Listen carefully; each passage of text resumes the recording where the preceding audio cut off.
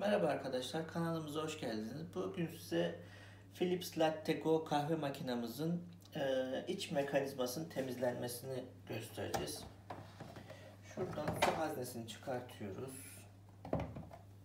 Şurada bir kapağı var. Bunu şöyle şurasına çıt ettirip açıyoruz.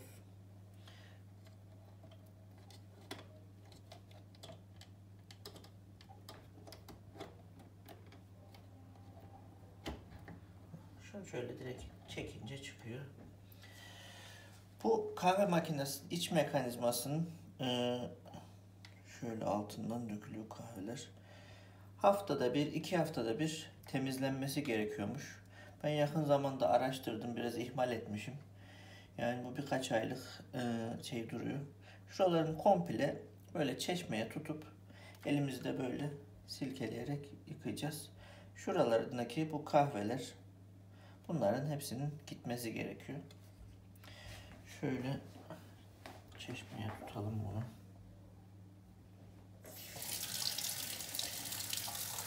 Buralar plastik aksam bir sıkıntı olmaz. Şöyle elimizle ovalayarak yıkayacağız. Buradaki bu kahve pisliklerini, tortuları, yani öğütülmüş kahvenin posası, normalde alttan çıkan şeyler.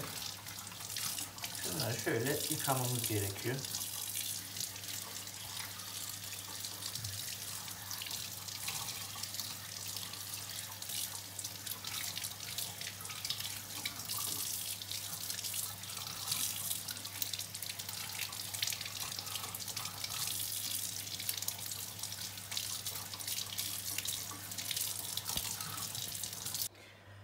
Arkadaşlar, mekanizmanın içini güzelce yıkadık. Şöyle içinden kahve geçen, öğütülen yerlerini güzelce yıkadık. Elimizin ulaştığı yerlere kadar.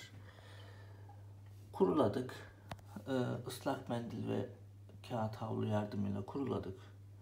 Ondan sonra şu makinenin içinde kasayı da böylece güzelce temizledik. Şuralarda mekanizmalar var, bir pistonlar falan var yani. Bunlar normal kendi makine yağı var üstünde. Makinenin de kahve makinesini alınca zaten içinden ufak küçük bir diş macun tüpü şeklinde çıkıyor yağlamak için. Bu yağlar deforme olmamıştı. Üstüne biraz tabii kahve bulaşmış şey ama yağ işlevini görüyor mahiyette olduğu için çok oraları peçeteyle falan alıp kurulamadım yani açıkçası. Yağları duruyor üstünde.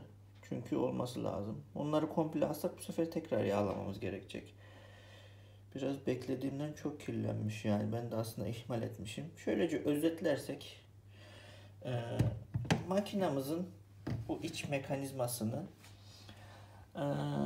haftada bir çıkarıp şöyle içindeki kahve tortularını alsak,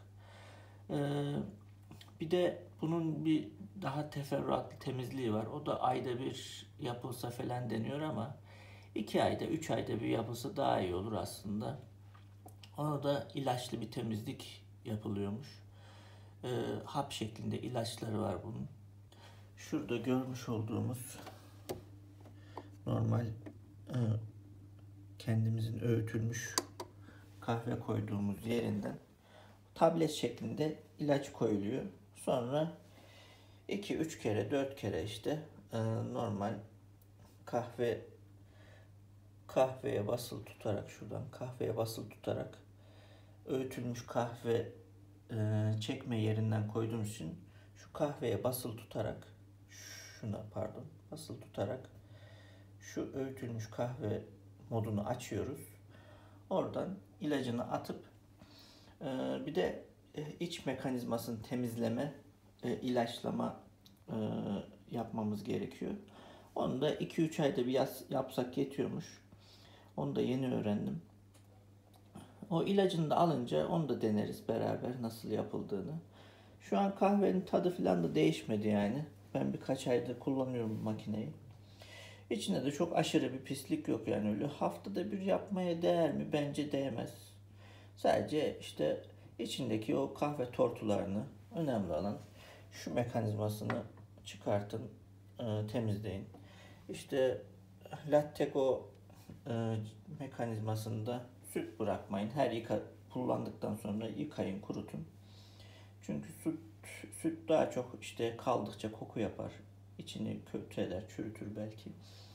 Ondan dolayı özet geçersek şöyle 2-3 haftada bir şu mekanizmayı çıkartıp içindeki kahve tortularını alırsak, işte 3-4 ayda bir o ilaçlı temizliğini yaparsak, yağına da 6 ayda bir diyorlar.